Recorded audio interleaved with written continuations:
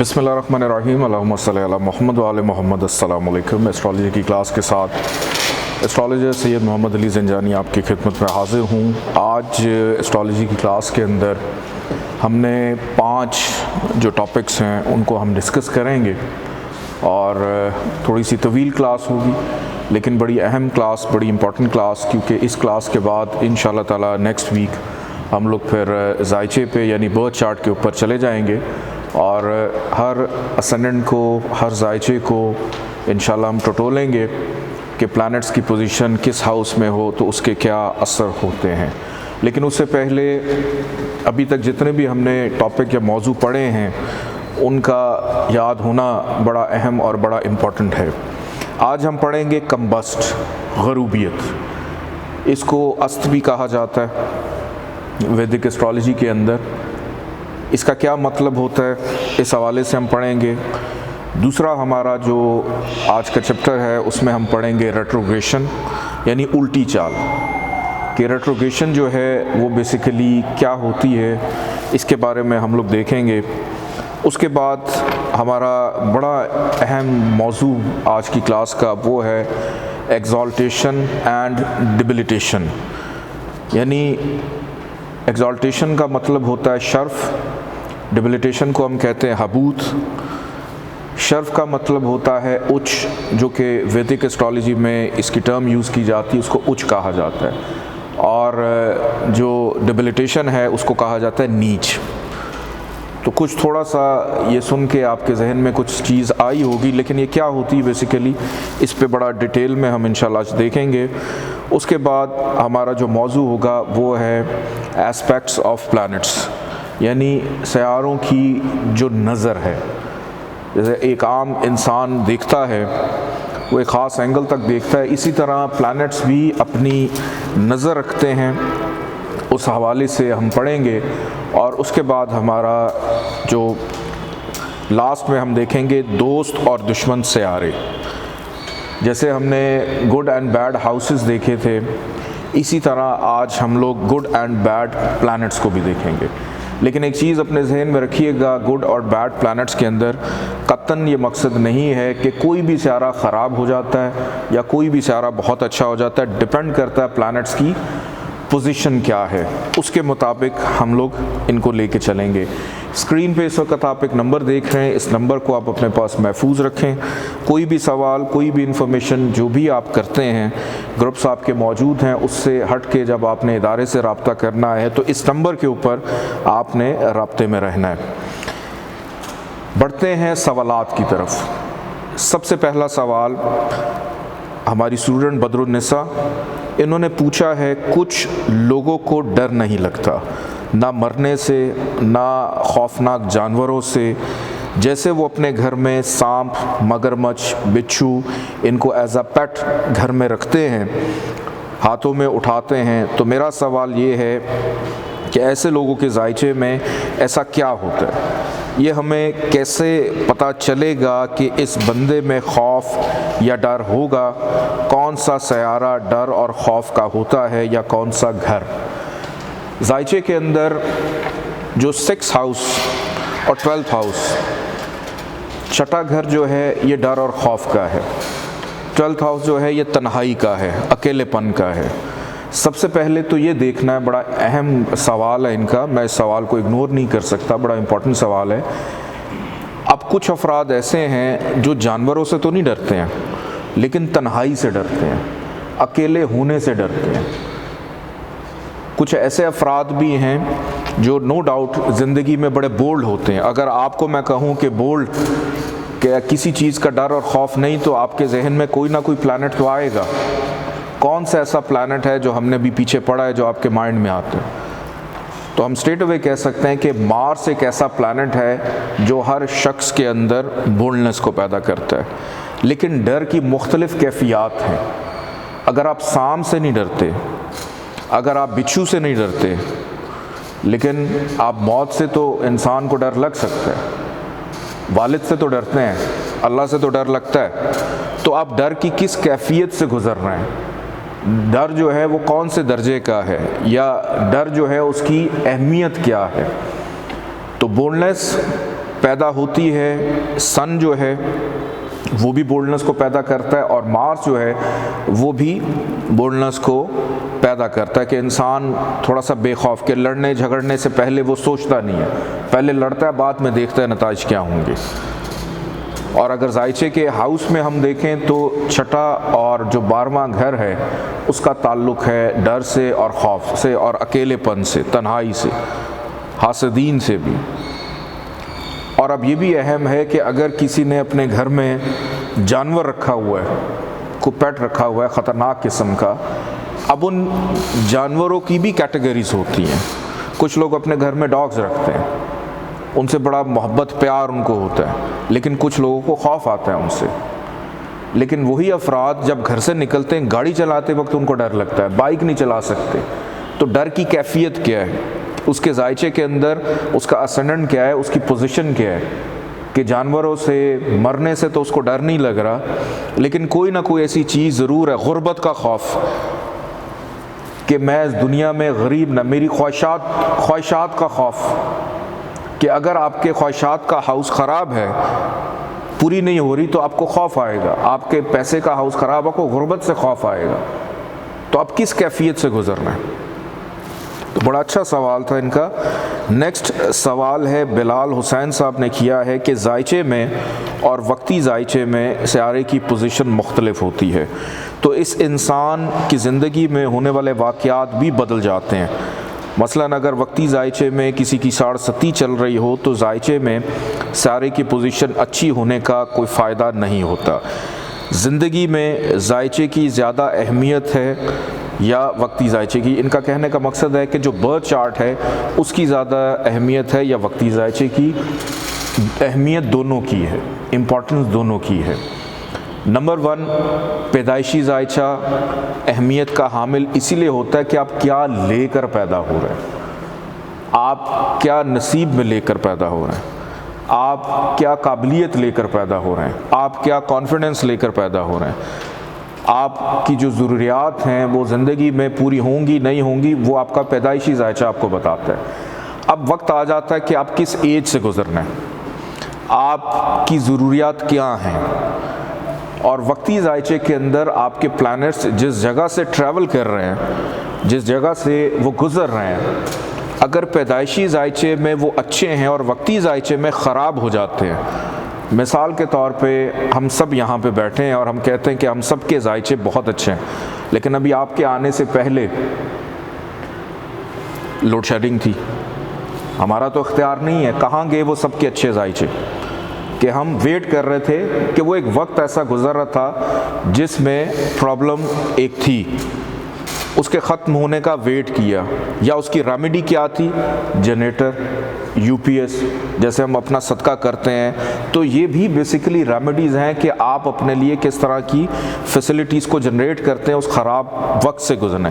अगर पैदाइशी जायचे में प्लैनेट्स ख़राब हैं तो वो जिधर जिधर से गुजरेगा वहाँ पे ख़राबी पैदा करेगा। अगर पैदाइशी जायचे के अंदर आपका सैटर्न अच्छी पोजीशन पे है और आपकी 7.5 चल जाती है, तो 7.5 का इम्पैक्ट वो नहीं होगा जो कि पैदाइशी जायचे में एक ख़राब सैटर्न का होगा, कि जब उसकी 7.5 लगेगी, अगर ख़राब सैटर्न है तो ऑब्वियसली वो प्रॉब्लम्स देगा। अगर पैदाइशी जायचे के अंदर अच्छा है तो उसके असरात और उसकी शिद्दत वैसी नहीं होगी जो वक्ती जायचे में जहाँ से भी वो ट्रैवल करेगा। शुएब मलिक साहब ने सवाल किया है कि date of birth and time all is confirmed, but due to documentation one changes date of birth in documents, does that have an affect on one's जायचा? तो अगर तो आपकी ओरिजिनल डेट ऑफ बर्थ है, और ये अक्सर होता है कि आप डॉक्यूमेंटेशन के अंदर अपनी डेट ऑफ बर्थ को चेंज कर लेते हैं, लेकिन आप उस चीज़ से तो इनकार नहीं कर सकते जो आप लेकर पैदा हो रहे हैं। डेट ऑफ बर्थ चेंज करने से आपके प्लैनेट्स चेंज नहीं होंगे, आपका जो एक्चुअल बर्थ चार्ट है वो वही होगा जो आपकी एक्चुअल डेट ऑफ बर्थ है। ऐसा बिल्कुल नहीं होता कि डॉक्यूमेंटेशन के अंदर अगर आपने अपनी डेट ऑफ बर्थ तब्दील कर ली है तो आपका नसीब भी बदल गया, ऐसा नहीं होता। जो आप लेकर पैदा हो रहे हैं, जो आपका वजूद है, कि आप इस दुनिया में जब आते हैं, अब हर इंसान नाक, कान, आँख, गला, हाथ, बाजू लेकर पैदा हो रहा है। तो आप ऐसा नहीं कर सकते कि अपने हाथों की जगह पे टांगे लगा लें या टांगों की जगह पे हाथ लगा लें। मतलब एक कुदरती अमल है, आप उसको चेंज नहीं कर सकते। आप थोड़ा बहुत बोटॉक्स करा सकते हैं, आप थोड़ा बहुत फेशियल करा सकते हैं, आप मेकअप कर सकते हैं, लेकिन जो लेकर आप पैदा हो रहे हैं, जो असल हकीकत है, उसको आप नहीं बदल सकते।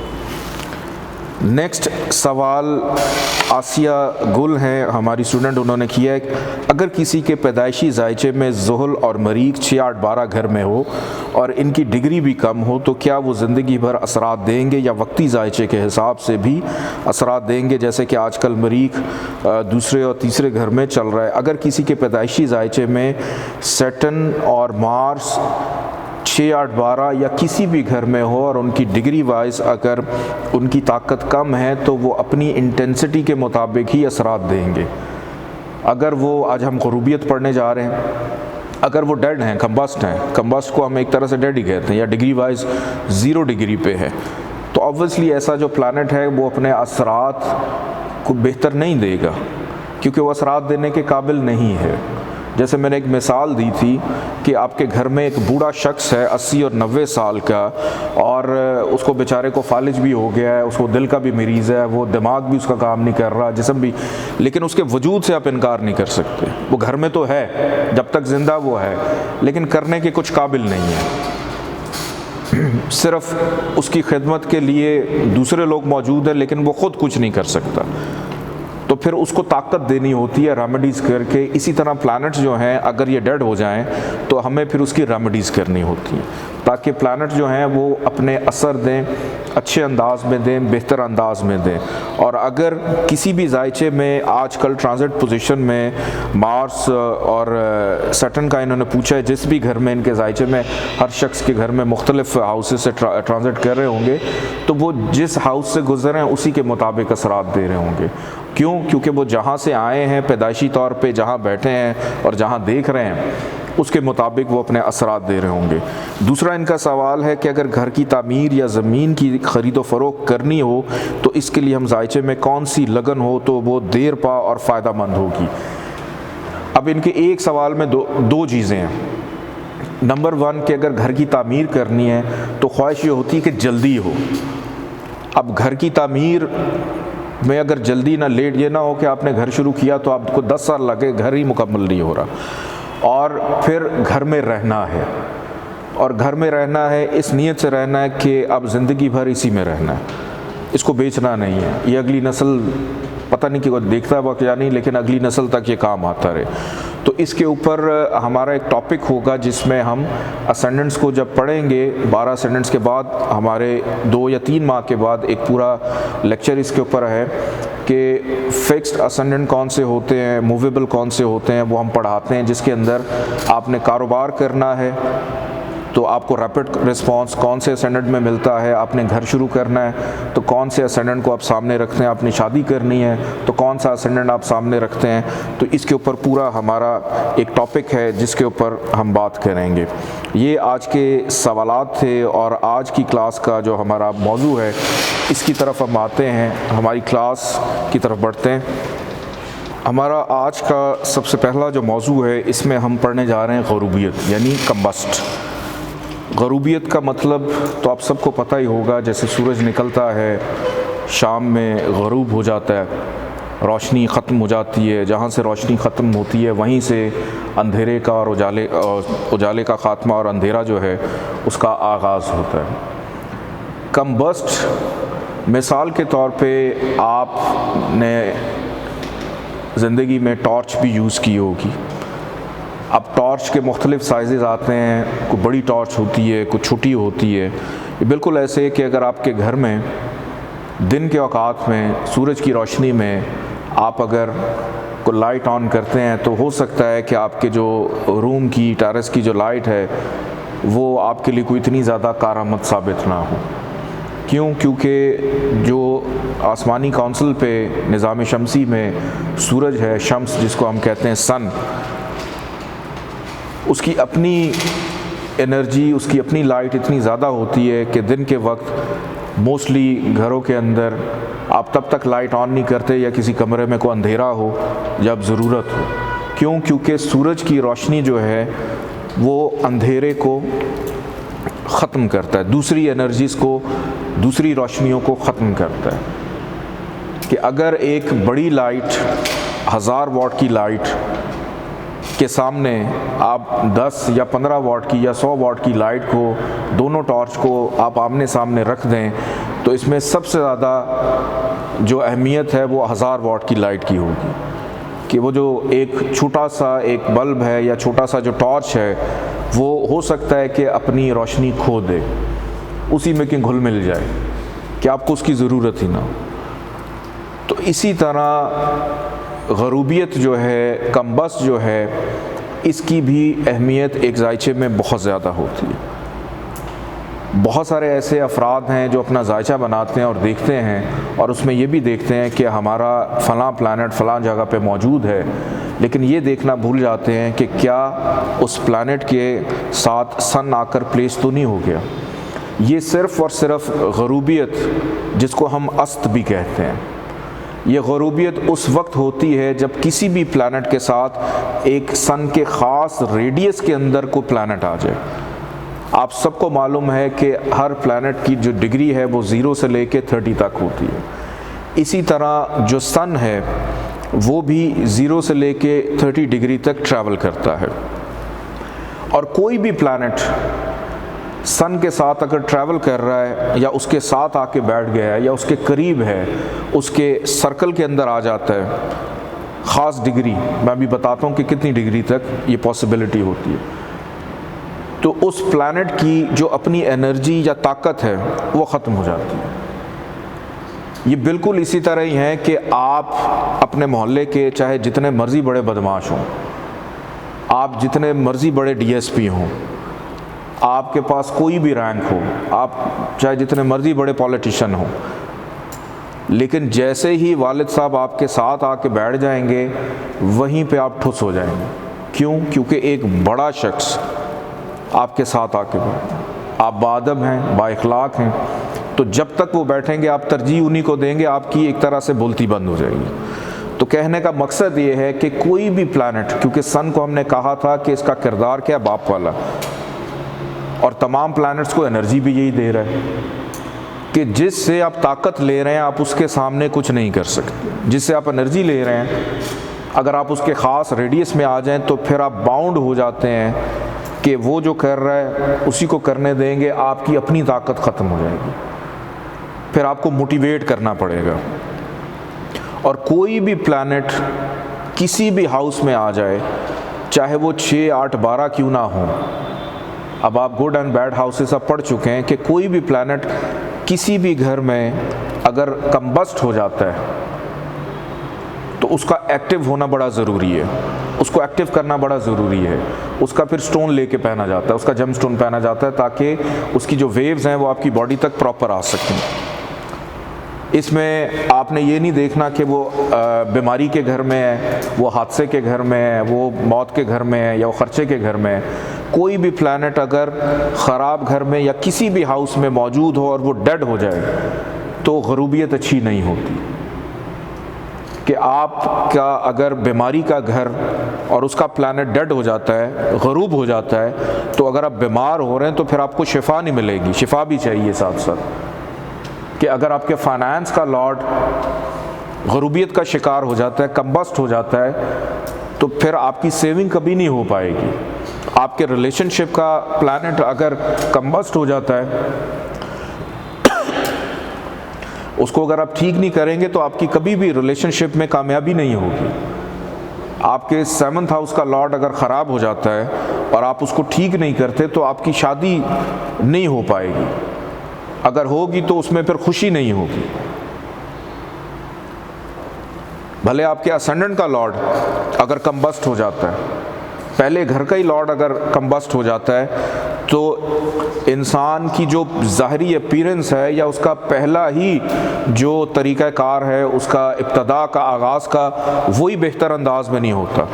फिर सहारे की ज़रूरत पड़ जाती है, कभी किसी से मशवरा ले रहे हैं, कभी किसी से मशवरा ले रहे हैं, अपना कुछ पता नहीं क्या हो रहा है। तो जायचे के अंदर सन कहीं पर भी प्लेस्ड हो और किसी प्लैनेट के करीब चला जाए तो उसको हम कहते हैं कि सन ने उसको अस्त कर दिया, यानी गरूब कर दिया, उसको कंबस्ट कर दिया, उसको एनर्जाइज नहीं किया। देखें, एक बड़ी रोशनी जो है वो छोटी रोशनी को एनर्जाइज नहीं करती। हम रोशनी की वेव्स की बात कर रहे हैं। वो उसको एनर्जाइज उस वक्त करती है जब वो अपने एक ख़ास डिस्टेंस पे होगा। जैसे घर के अंदर या बचपन में सब ने ये मजाक किया होगा, आप घर की छत पे शीशा लेके खड़े हो जाते हैं और वहाँ से सूरज की रोशनी आप कभी अपने दोस्तों के, कभी बहन भाइयों की आंखों पे मारते हैं। अब वो भी सूरज की रोशनी में बैठा हुआ है, लेकिन जब शीशे से वो वेव ट्रैवल करके उसको हिट करती है, उसकी इंटेंसिटी बदल जाती है कि आप बर्दाश्त नहीं कर सकती आँखें। तो बीच में एक चीज़ आ गई, वो है मिरर, कि उसने उसकी लाइट इतनी ज़्यादा कर दी कि आप मजबूर हो जाते हैं आंखें बंद करने के लिए। तो इधर भी ऐसे ही हो रहा है कि सूरज जब इतना करीब आ जाए तो जो भी प्लैनेट होता है वो मजबूर हो जाता है अपनी एनर्जी खोने के लिए, उसकी रोशनी जो है वो ख़त्म हो जाती है। अब इसको किस तरह से हम लोग देखेंगे, इस पे मैं आप लोगों को एक एग्जांपल जो है वो मैं देता हूँ। इस वक्त स्क्रीन पे आप देख रहे हैं कंबस्ट, गरूबियत, अस्त। इसके अंदर टॉप पे लिखा हुआ है कि all planets consider combust if they are in 20 degree radius of sun, कि कोई भी प्लैनेट अगर 12 दर्जे के फासले पे होगा सन से तो वो गरूब शुमार किया जाता है, डेड हो जाएगा। आपके सामने एक डायग्राम मौजूद है जिसमें आप देख सकते हैं कि सन 15 डिग्री पे है और मार्स की डिग्री जो है वो है 25 डिग्री, कि सन 15 दर्जे पे है और मार्स जो है वो है 25 दर्जे पे। और 15 से 25 दर्जे के दरमियान का जो फासला है वो कितना बनता है, 10 डिग्रीज़ का। तो मार्स जो है उसको हम गरूब कहेंगे कि इसके अंदर अपनी एनर्जी और ताकत नहीं होगी। क्यों? क्योंकि ये उस 12 डिग्री के रेडियस के अंदर आ गया। ये कैसे आया, अभी हम जायचे पे भी जाएंगे और जायचे से भी मैं आपको बताऊंगा। फिर इसके बाद नीचे आप देख सकते हैं कि सन जो है वो 15 डिग्री पे है और मरकरी नीचे लिखा हुआ है। फॉर एग्ज़ाम्पल, ये भी सिर्फ मिसाल है, फॉर एग्ज़ाम्पल मरकरी जो है, चूँकि ये मोस्टली सन के साथ ट्रैवल करता है, 80% जायचों के अंदर मरकरी कंबस्ट ही होता है। आप कोई भी जायचा बनाएं, 80% अफराद के जायचे में मरकरी कंबस्ट होता है, क्योंकि वो और सन दोनों साथ साथ ट्रैवल करते हैं। इनका जो आपस का डिस्टेंस है वो साथ साथ ही ऑलमोस्ट ही चल रहे होते हैं। ये डिस्टेंस नापेंगे कैसे? अभी हम नापेंगे, बिल्कुल करेंगे, कि कोई भी सियारा गरूब कहलाएगा अगर शम्स के 12 दर्जे के हल्के में आ जाए। ये वो स्टैंडर्ड है जो मैंने आप लोगों को बताया है। कुछ थ्योरीज़ के अंदर लोग इसको 18 दर्जे तक भी ले जाते हैं, लेकिन मेरी अपनी जो रिसर्च है उसके मुताबिक मैंने जब देखा तो 12 डिग्रीज तक ऐसा होता है कि कोई भी सियारा अगर उस सर्कल के अंदर आ जाए तो उसकी एनर्जी, कुव्वत और ताकत जो है वो ख़त्म हो जाती है। अभी ये काम कैसे करेगा, ये अपने असरात किस तरह से देगा और कैसे इसके हम असर को देखेंगे, ये इंशाल्लाह नेक्स्ट क्लास से जब हम जायचे को पढ़ना शुरू करेंगे तो उसमें मज़ीद वाज़े तौर के ऊपर आप लोगों को ये चीज़ क्लियर भी हो जाएगी और समझ भी आ जाएगी। अभी क्विक एक एनालिसिस करता हूँ मैं कि मैंने सामने एक जायचा खोला, ये एक मिसाली जायचा है और ये पता नहीं कब का बना हुआ है। इसको हम एडिट में जाके अभी कर देते हैं नाउ, और ये अभी जो टाइम चल रहा है उसका जायचा ये हमने जल्दी से बना लिया, ठीक है। ये अभी इस वक्त जो करंट टाइम चल रहा है, आज की डेट और टाइम का जायचा आपके सामने। अब इसमें हमने देखना है कि क्या सन जो है उसने किसी को कंबस्ट किया हुआ है, क्या सन ने किसी को गरूब किया हुआ है। इस जायचे के नीचे आप देख रहे हैं यहाँ पे लिखा हुआ है डिग्रीज़। जब आप डिग्रीज़ को क्लिक करेंगे तो आपके सामने एक स्क्रीन खुल जाएगी, ये पॉपअप हो जाएगा। यहाँ पर इस पूरे जायचे में अगर मैं तलाश करूँ तो मुझे सन का सिंबल कहाँ मिलता है? यहाँ पे, ये बैठा हुआ सन। सन है कितने डिग्रीज पे? 5 डिग्रीज पे। और इसी के साथ एक और प्लैनेट यहाँ पे मौजूद है जो कि है सैटर्न। सैटर्न भी यहाँ पर मौजूद है और सैटर्न की डिग्रीज कितनी है?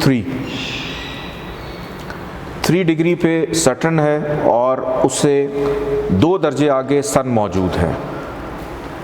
तो सन के 12 दर्जे आगे हो या पीछे हो, मैंने रेडियस की बात की है, पूरा गोल दायरा, कि कोई भी प्लैनेट सन से 15 दर्जे आगे है या पीछे है, वो गरूबियत में आ जाता है।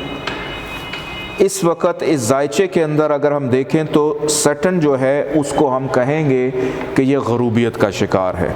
इसके क्या असरात हैं अभी इस पर तवज्जो ज़ोर ना दें, सिर्फ इतनी चीज़ समझें जो मैं बता रहा हूँ कि सन के करीब सैटर्न इस वक्त मौजूद है जिसको सन ने कंबस्ट कर दिया, गरूब कर दिया।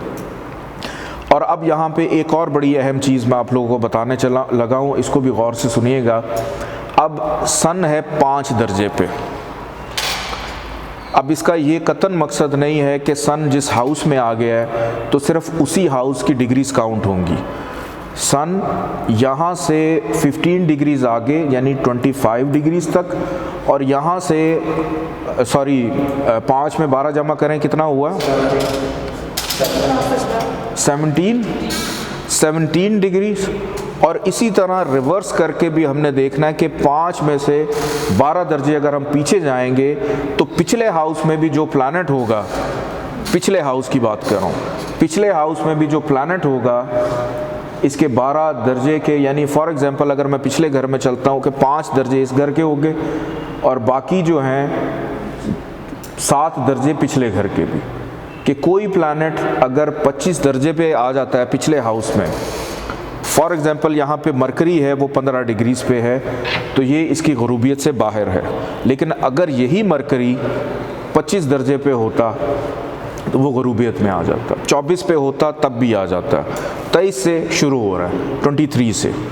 तो हमने काउंट करना है 12 दर्जे आगे और 12 दर्जे पीछे। सन भले किसी भी हाउस में हो, वो अगर हाउस एग्जिट करने वाला है और पिछले घर में, तो अगले घर को भी अपने शिकंजे में लेगा और पिछले घर को भी, जो भी प्लैनेट उसके रेडियस में आएगा उसको भी शिकंजे में लेगा।